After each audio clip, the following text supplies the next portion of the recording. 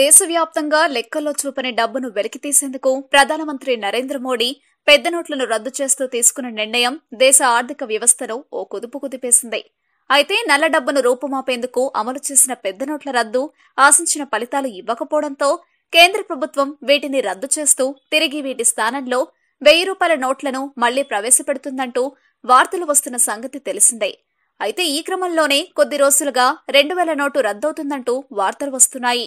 ఇందుకు డేట్ కూడా ఫిక్స్ అయినట్టు తెలుస్తోంది. ఈ ఏడాది మార్చి 31 లోపు కొత్త 2000 నోట్లను రద్దు చేసే అవకాశాలున్నాయని అఖిల భారత స్టేట్ బ్యాంక్ అధికారుల సంఘం అధ్యక్షుడు థామస్ ఫ్రాంకో పేర్కొన్నారు. తిరుచిలో బుధవారం ఓ కార్యక్రమంలో పాల్గొన్న థామస్ విలేకరులతో మాట్లాడుతూ ఈ అంశంపై స్పందించారు.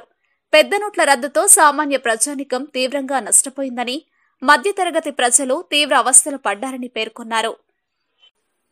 పెద్ద నోట్ల రద్దుపై నల్ల కుబేరులకు, కార్పొరేట్ సంస్థలకు ముందుగానే ఒప్పందం కుదిరిందని, దాంతో నల్లధనం పెద్దగా బయటకు రాలేదని అన్నారు. రిజర్వ్ బ్యాంకును కేంద్రం నిర్వీర్యం చేసిందని ఆయన ఆరోపించారు. మా వీడియోస్ మీకు నచ్చినట్లయితే లైక్, షేర్, సబ్స్క్రైబ్ చేయండి.